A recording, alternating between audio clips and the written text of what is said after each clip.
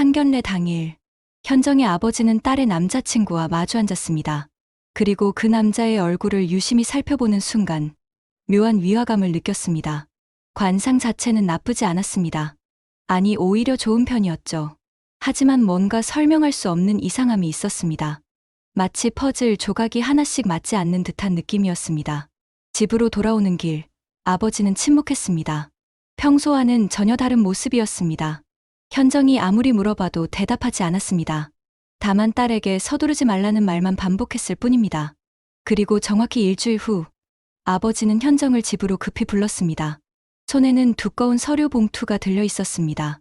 그 봉투 안에 든 내용을 확인한 현정은 그 자리에서 무너져 내렸습니다. 자신이 사랑했던 남자의 진짜 모습이 그 서류들 속에 고스란히 담겨 있었기 때문이죠. 대체 그 서류에는 어떤 내용이 적혀 있었을까요? 그리고 완벽해 보였던 남자의 진짜 정체는 무엇이었을까요? 어려서부터 일에 대한 욕심이 많았던 현정은 대학 졸업 후 취직했을 때부터 연애보다는 일에 집중하는 것이 더 즐겁고 보람 있었습니다. 주변 지인들이 남자를 많이 소개시켜줬지만 그다지 흥미도 생기지 않았고 자신의 스타일에 맞는 남자도 없었기에 결혼에 대한 생각은 전혀 하지 않고 있었습니다. 친구들의 결혼식에 축의금을 주면서도 언젠가는 이 돈을 돌려받을 수 있겠지라는 생각보다는 그냥 친구들을 위해 기꺼이 내는 돈이라고 생각했을 정도였습니다. 그렇게 현정은 30대를 넘어서는 남자를 만난 적이 없었습니다. 이렇게 남자친구 없이 살다 보니 아무래도 부모님께서 걱정을 하시기 마련이었습니다. 더 어릴 때는 남자친구 없이 아빠 엄마랑 같이 살자며 더 늦게 결혼해도 된다고 하셨던 부모님이 이제는 만날 때마다 남자친구는 없냐며 캐묻기 바빴습니다. 아버지는 외손주를 보고 싶다는 말을 자주 하셨습니다. 친구들은 벌써부터 손주 자랑을 하고 다니는데 자신은 아주 배가 아파 죽겠다며 제발 40은 넘기지 말고 시집가라고 당부하곤 했습니다. 남들처럼 사위랑 소주 한잔 하는 게 소원이라고 말이죠. 아버지의 말이 틀린 것도 아니었습니다. 현정의 지인들과 친구들은 하나둘씩 결혼을 하기 시작했거든요. SNS에서 친구들이 아기들 사진을 올려놓으면 한편으론 부럽기도 했습니다. 현정의 아버지에게는 남다른 특기가 하나 있었습니다. 바로 관상을 보는 능력이었습니다. 이것은 단순한 특기가 아니었습니다. 아버지의 인생을 완전히 바꾼 소중한 능력이었습니다. 아버지가 관상에 집중하게 된 데에는 이유가 있었습니다. 어린 시절 매우 궁핍하게 살았던 아버지는 10대 후반부터 악착같이 일을 했습니다. 새벽부터 심야 시간까지 자는 시간을 쪼개가며 힘들게 일해서 돈을 모았지만 생각처럼 잘 모이지 않았습니다. 게다가 20대에는 사기를 2번이나 당해서 모아놓은 돈을 모두 잃었습니다. 첫 번째는 군대 선임과 동업하자는 말에 동업을 준비하다가 그 사람이 돈만 들고 날아가서 당했고, 두 번째는 절친한 고향 친구가 돈을 불려주겠다는 말에 혹해서 또다시 모아놓은 돈을 잃게 되었습니다. 연달아 믿었던 사람들에게 배신을 당하다 보니 그렇게 정신력이 좋은 아버지도 제정신을 유지하기 힘들었습니다. 그러다 30대 초반에 어떤 특별한 사람과의 만남을 계기로 인생이 완전히 바뀌었습니다. 두 번째 사기를 당하고 허탈한 마음으로 강을 쳐다보고 있던 아버지에게 웬 지나가던 사람이 다가왔습니다. 그 사람은 아버지의 얼굴을 유심히 보더니 관상에 대해 이야기하기 시작했습니다. 초년운은 그리 좋지 않지만 중년운과 말년운이 무척 좋다는 것. 특히 중년 이후에 본인의 재능으로 재물을 많이 모을 관상이라고 했습니다. 그리고 지금은 최대한 자중하고 투자나 사업 같은 것은 안정적인 40대가 되면 하라고 조언했습니다. 아버지는 처음에는 말이라면 누가 못하냐며 피식 웃었지만 불현듯 혹시 사기꾼을 알아볼 수 있는 관상이 있는지 궁금했습니다. 절박한 아버지의 모습에 관상가가 잠시 고민하더니 눈이 처지거나 짝눈인 사람은 속을 잘 알 수 없는 면이 있고, 입술이 얇고 끝이 처진 사람은 자신의 이익을 위해 남에게 피해를 주는 것을 아무렇지 않게 생각하는 사람이라고 알려줬습니다. 입술이 너무 두꺼우면 욕심이 많아 남의 것을 뺏으려는 성향이 있다고도 했습니다. 아버지는 그 사람의 말에 깜짝 놀랐습니다. 왜냐하면 아버지를 배신한 두 사람이 모두 관상가가 말한 그대로의 인상을 가지고 있었거든요. 그때부터 아버지는 관상을 깊이 공부하기 시작했고 그것을 토대로 집안의 대소사를 결정하게 되었습니다. 다른 사람보다는 자신의 능력을 믿으며 돈을 모았고 40대가 되어서는 부동산 투자를 시작해 현재는 60억대 건물주가 되었습니다. 실제로 남동생이 여자친구를 데려왔을 때도 아버지가 관상을 보고서야 결혼을 허락했습니다. 그 이전에 사귀던 여자친구는 아버지가 깊게 만나지 말라고 했는데 나중에 알고 보니 그 여자가 수많은 남자와 동시에 만나는 여자였다고 했습니다. 그런 연유로 현정의 남편감이 될 남자친구의 관상도 반드시 보겠다고 한 것이었습니다. 하지만 현정은 그런 아버지를 못마땅하게 여겼습니다. 아빠, 진짜 제발 그러지 좀 마요. 그 사람이 우리 집을 뭐라고 생각하겠어요? 미신이나 믿는 집안이라고 생각할 거 아니에요. 하지만 아버지의 의지는 확고했습니다. 결혼은 집안의 가장 중요한 문제이고 사람 잘못 들이다가 집안이 망하는 것을 많이 봤다는 것이었습니다. 그때는 몰랐죠. 관상이 현정의 인생을 구할 줄은. 그렇게 시간이 흘러가던 어느 날 현정에게 운명 같은 만남이 찾아왔습니다. 퇴근을 하고 집에 가려던 현정은 회사 건물 밖에서 웬 소란스러운 소리를 들었습니다. 사람들이 모여 있어서 무슨 일인가 싶어 가까이 가보니 놀라운 광경이 펼쳐져 있었습니다. 고등학생 3명이 폐지를 줍고 있던 할아버지를 둘러싸고 괴롭히고 있었던 것입니다. 그때 한 남자가 나서서 학생들을 제지했습니다. 힘없는 노인을 이렇게 대하면 안 된다며 학생들을 타일렀지만 아이들은 오히려 더 건방지게 나왔습니다. 그러자 그 남자는 말로는 안 되겠다는 듯 순식간에 학생 3명을 제압했습니다. 정말 눈 깜짝할 사이의 일이었습니다. 제압당한 학생들은 그제야 정신을 차리고 할아버지께 무릎 꿇고 사과했습니다. 주변에서 지켜보던 시민들이 박수를 보냈고 할아버지도 연신 고맙다며 인사를 드렸습니다. 현정은 그 광경을 보며 가슴이 두근거렸습니다. 약한 사람을 보호하는 남자의 모습이 너무나 멋있어 보였거든요.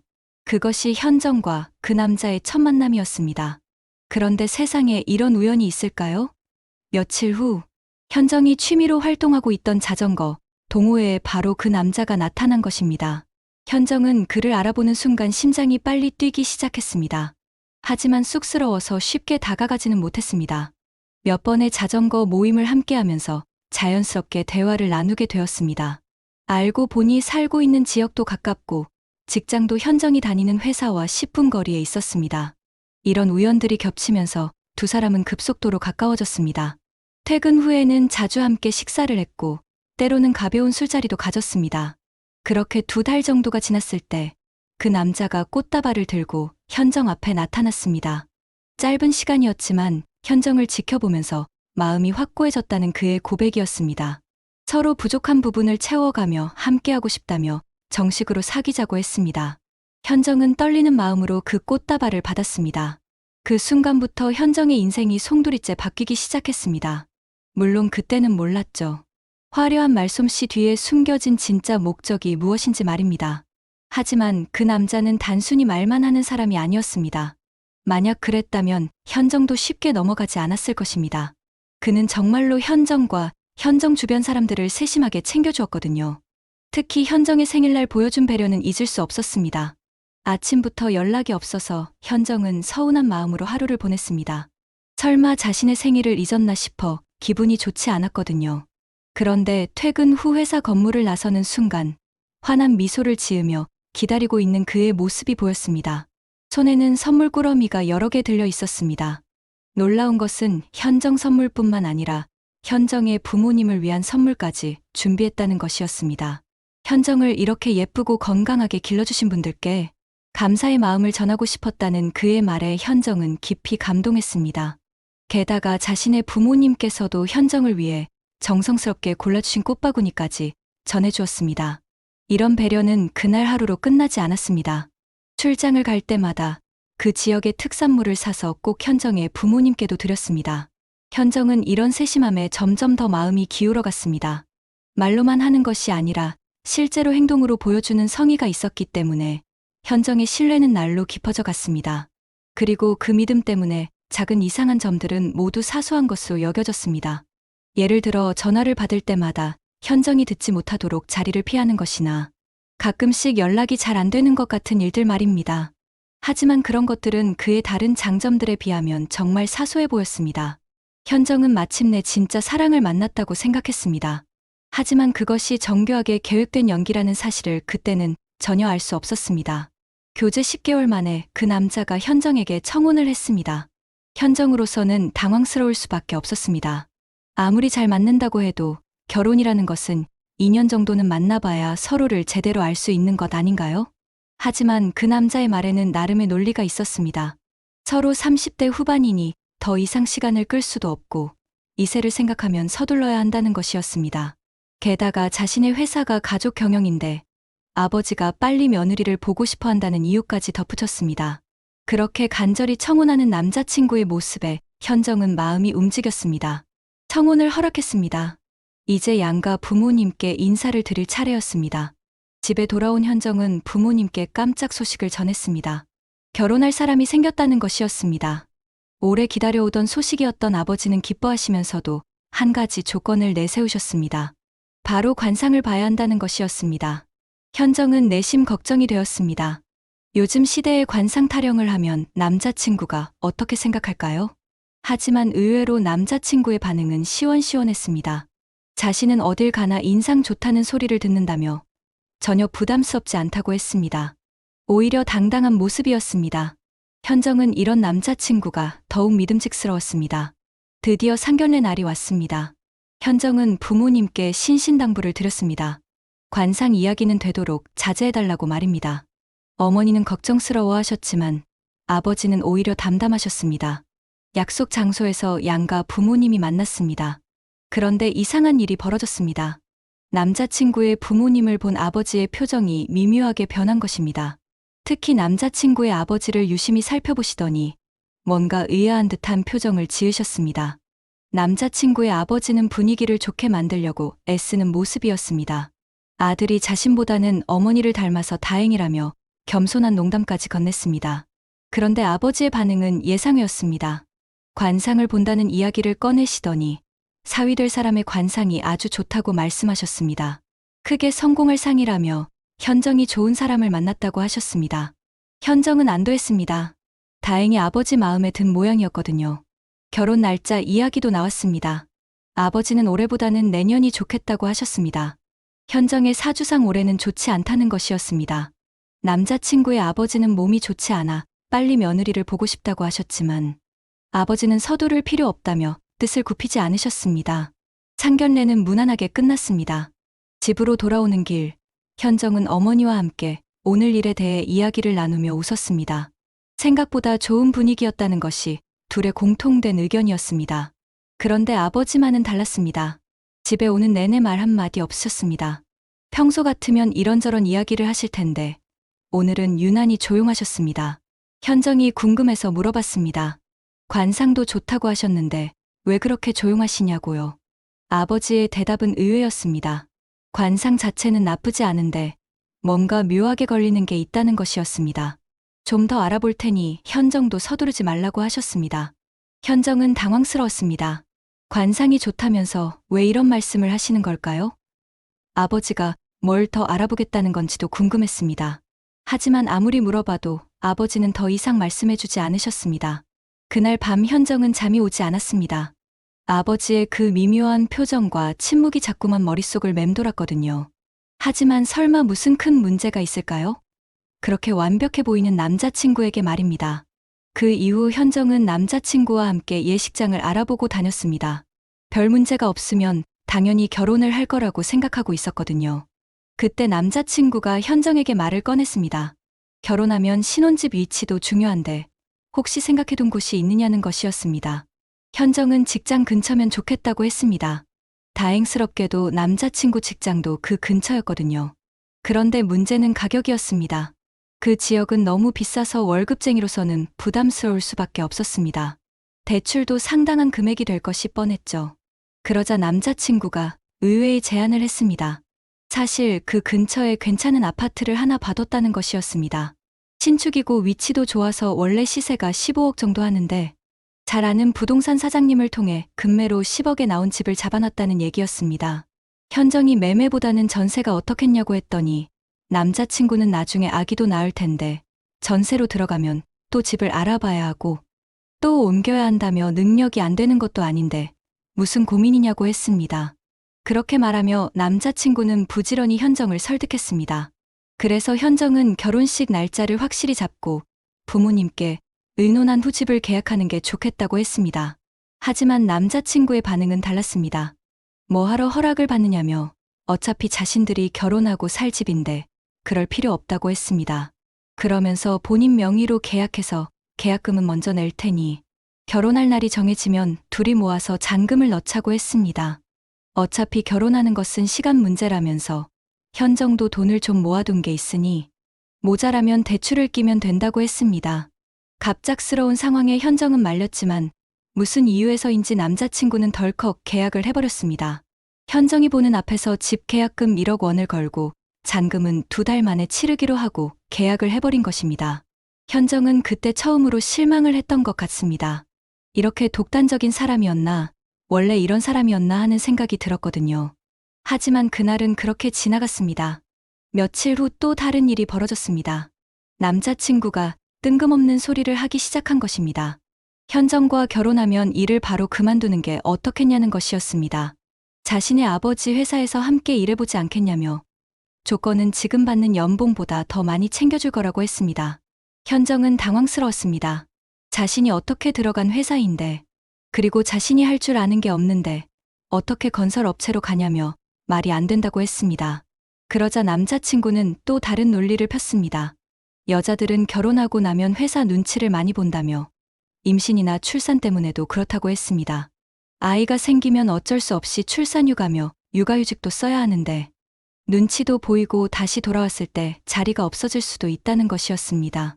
하지만 현정이 자신의 회사로 들어오면 아무런 눈치 볼 것도 없이 휴직도 쓸 수 있고 경력 단절도 걱정 안 해도 된다며 아버지가 현정 자리를 알아서 다 해줄 거라고 했습니다. 강요하는 건 아니라면서도 그런 방법도 있다는 것이니 알아두고 나중에 현정이 필요할 것 같으면 얘기하라고 했습니다. 자신의 회사로 이직시키면 된다는 것이었습니다. 현정의 마음을 잘 알아주는 남자친구의 모습에 현정은 감동받았습니다. 그리고 자신과의 미래를 신중하게 계획해주고 있다는 사실도 마음에 들었습니다. 이렇게 현정의 마음을 잘 알고 행동하니 싸울 일이 없었거든요. 하지만 아버지는 달랐습니다. 상견례 이후로도 계속 뭔가 석연치 않다는 표정을 지으셨습니다. 현정이 물어봐도 구체적인 답변을 해주시지 않았지만 그 미묘한 불안감은 계속 이어졌습니다. 그리고 정확히 일주일 후 그 불안감이 현실이 되는 순간이 왔습니다. 아버지가 현정을 집으로 급히 불러들인 것입니다. 손에는 두꺼운 서류 봉투가 들려 있었고 아버지의 표정은 그 어느 때보다 심각했습니다. 현정아, 역시 관상은 숨길 수가 없나 보구나. 일단 너 마음 굳게 먹고 이것 봐. 다 보고 나서 이야기하자. 평소보다 훨씬 무거운 아버지의 목소리였습니다. 현정은 가슴이 두근거리기 시작했습니다. 대체 그 봉투 안에 무엇이 들어있을까요? 현정은 떨리는 손으로 서류 봉투를 열었습니다. 그리고 그 안에 있는 서류를 보고 기절할 뻔했습니다. 그 안에는 남자친구의 뒷조사 내용이 빼곡히 적혀 있었거든요. 현정이 당황해하며 이게 뭐냐고 물었지만 아버지는 뒷 페이지도 다 읽어보라고 했습니다. 현정이 뒷장을 넘겨보니 더욱 놀라운 것이 기다리고 있었습니다. 사진 2장이 있었는데 왼쪽에 있는 사진은 남자친구의 사진이었지만 오른쪽에 있는 사진은 비슷하지만 전혀 다른 사람의 사진이었습니다. 아버지는 침중한 목소리로 설명했습니다. 왼쪽이 성형수술 전 사진이고 오른쪽이 성형수술 후 사진이라는 것이었습니다. 지금 신분을 완전히 세탁한 것이고 현정이 완전히 속고 있다는 것이었습니다. 현정은 그 자리에서 주저앉을 뻔했습니다. 하지만 이것은 시작에 불과했습니다. 아버지는 계속해서 충격적인 사실들을 털어놓았습니다. 그 남자는 사기 전과자이자 폭력 전과자였습니다. 아주 악질 중에 악질이었다고 아버지는 말했습니다. 흥신소 사람을 고용해서 거금을 주고 몇 번을 조사하고 확인한 결과였습니다. 더 충격적인 것은 그가 다니고 있다고 했던 회사의 정체였습니다. 그와 그의 아버지가 운영한다던 그 회사는 말 그대로 유령 회사였습니다. 불법 자금을 세탁하는 페이퍼 컴퍼니 같은 회사였던 것입니다. 요즘 세금 문제 때문에 이런 곳들이 한두 군데가 아니라고 아버지는 설명했습니다. 그의 아버지는 바지 사장이었습니다. 이름만 빌려주고 월급 받는 바지 사장 말입니다. 현정의 남자친구도 그 유령 회사에 소속되어서 월급을 받고 있었던 것입니다. 하지만 가장 무서운 사실은 남자친구가 범죄 집단에 소속된 깡패였다는 것입니다. 현정은 그 말을 듣고 그 자리에서 주저앉고 말았습니다. 나름 사람을 잘 본다고 생각했는데 깡패의 불법 업체 직원의 사기꾼이었다니. 자신이 너무 한심하고 부끄러웠습니다. 하지만 이것으로 끝이 아니었습니다. 아버지는 제일 마지막 장을 보라고 했습니다. 그 페이지에는 그 남자가 3년 전에 결혼한 사진이 있었습니다. 결혼도 했고 아이도 있는 사람이었던 것입니다. 알고 보니 전철을 때려서 이혼한 사람이었습니다. 여자를 때리는 남자는 짐승만도 못한 존재라고 아버지는 분노했습니다. 자신의 딸이 똑같이 당할 수도 있었다는 생각이 드니 심장이 떨린다며 정말 천만다행이라고 했습니다. 조상님이 도우셨다고 말씀하시며 소주를 한 잔 들이켰습니다. 현정은 부모님께 누를 끼친 것 같아 너무나 죄송했습니다. 생각할 것도 없었습니다. 어떻게든 복수해서라도 그 사기꾼을 반드시 무릎 꿇게 만들겠다고 다짐했습니다. 자신을 기망하고 뻔뻔하게 가족까지 속였다는 것을 생각하니 더는 가만히 있을 수 없었습니다. 아버지는 또한 그 사기꾼이 자신의 돈을 노렸을 것이라고 생각했습니다. 그래서 현정에게 결혼을 재촉하고 서두르려고 했을 거라는 것이었습니다. 아버지의 말을 들으니 머릿속에 그동안 그 사기꾼이 했던 행동들과 말들이 주마등처럼 흘러갔습니다. 현정의 아버지 건물 가치가 얼마나 되는지, 임대 수익이 얼마나 되는지를 몇 번 물어본 적이 있었거든요. 오해를 사지 않으려고 자신의 아버지도 한 달에 얼마를 버신다거나 노후 준비는 다 되어 있다는 식으로 돌려가면서 얘기를 했었습니다. 정말 우라통이 치밀었습니다. 현정은 자리에서 박차고 일어나 그 쓰레기 사기꾼의 집 주소를 핸드폰에 입력했습니다. 그리고 그 집으로 향했습니다. 그런데 타이밍이 딱 좋게도 남자친구에게서 연락이 왔습니다. 결혼할 날을 받았다면서 빨리 만나고 싶다고 연락을 해온 것이었습니다. 현정은 냉소를 지으며 약속 장소로 향했습니다. 마침내 그 사기꾼과 마지막 대면을 할 시간이 온 것입니다. 약속 장소에 도착한 현정은 그 사기꾼을 만났습니다. 그는 여전히 천진난만한 표정으로 현정을 반겼습니다. 표정이 좋지 않은 현정을 보며 무슨 일이 있냐고 물으면서도 오늘 현정이 좋아할 만한 이야기를 가져왔다며 본론부터 꺼냈습니다. 자신들 쪽에서는 최대한 결혼 날짜를 일찍 잡는 게 좋다면서 나를 잡고 나면 잔금을 치르자는 것이었습니다. 저번 주에 아파트 계약금 1억을 넣었는데 지금은 당장 자금 융통이 안 되어서 현정이 먼저 잔금을 좀 치러주면 안 되겠냐는 것이었습니다. 2달 정도만 있으면 현금 융통이 되니까 그때 돌려주겠다는 말이었습니다. 현정이 자신은 돈이 없다고 하자 그는 아버지에게 부탁해보라고 했습니다. 아버지에게는 9억이 껌값일 것이라면서 아버지에게 말씀 한번 드려보라는 것이었습니다. 슬슬 본색이 나오는 순간이었습니다. 아버지 말대로 그는 아버지의 돈을 노리고 있었던 것이었습니다. 현정도 없으면서 9억이 껌값이라니 그 말을 듣고 현정은 참 기가 찼습니다. 아마 그는 몰랐을 것입니다. 현정이 모든 사실을 알고 있다는 것을요.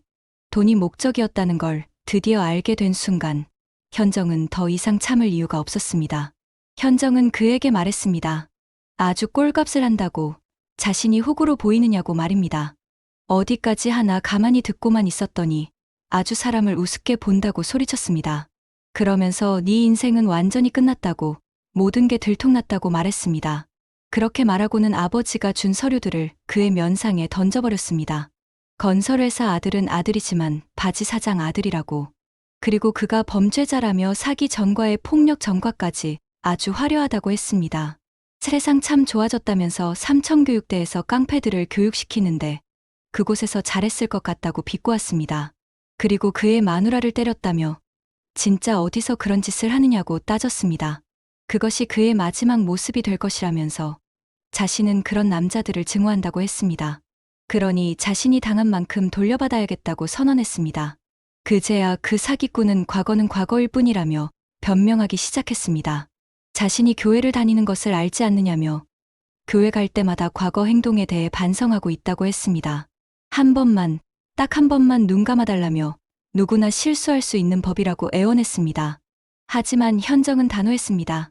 실수라고 좋아한다면서 자신은 그런 인간을 받아줄 마음이 없다고 했습니다. 그런 여자를 어디서 찾아보라고 하면서 교회 욕보이게 하지 말라고 했습니다.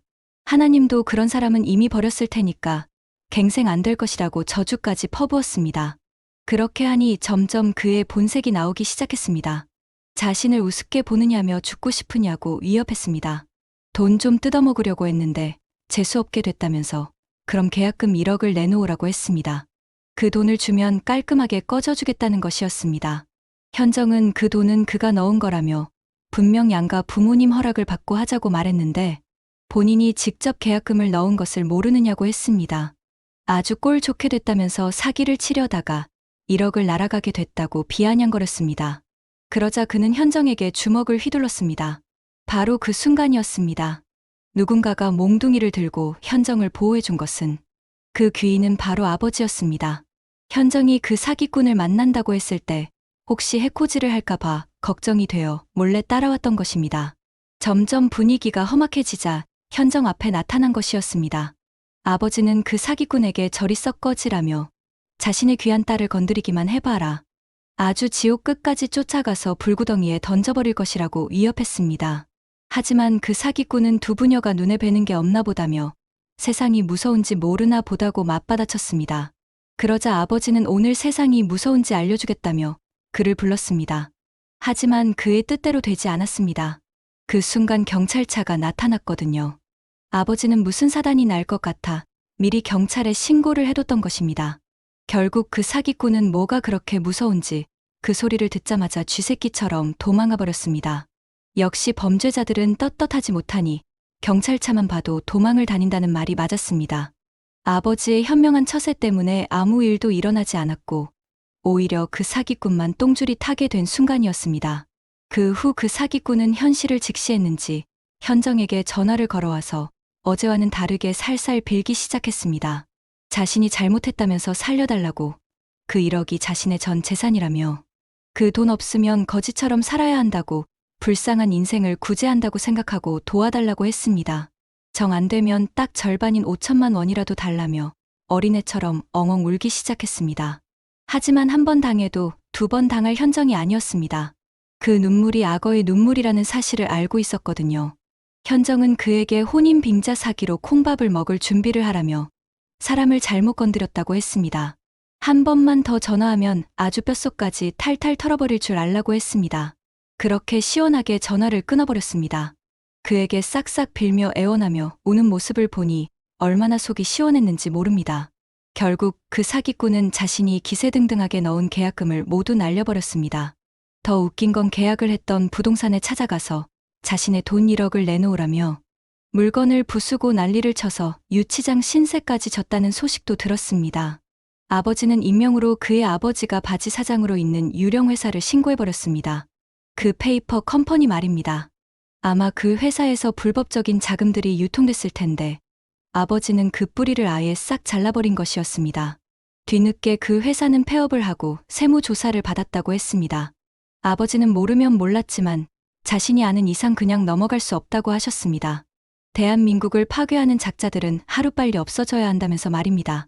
혼인 빙자 사기에 대해서는 신고하지 않았습니다. 어차피 죄가 넘쳐나는 사람이고 더 이상 엮이기 싫었거든요.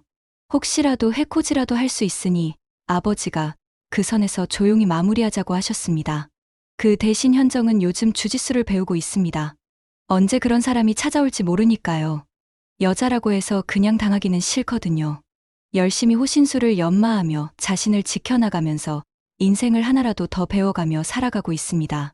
이번 일을 겪으며 현정은 아버지에게 아직도 자신이 어린아이라는 걸 깨달았고 많은 걸 배우고 겸손해야 한다는 깨우침을 얻게 되었습니다. 그렇게 현정과 그 사기꾼과의 악연이 끝났습니다. 정말 거친 풍파를 겪은 것만 같았습니다. 한동안 무섭기도 하고 밖을 돌아다니면서 누가 쫓아오나 뒤를 돌아보기도 했지만 1년이 지난 지금은 무섭지 않습니다. 현정은 떳떳하고 죄가 없으니까요. 관상을 잘 보신 아버지 덕분에 지옥에서 벗어나면서 현정은 요즘 관상 보는 법을 취미로 배우고 있습니다.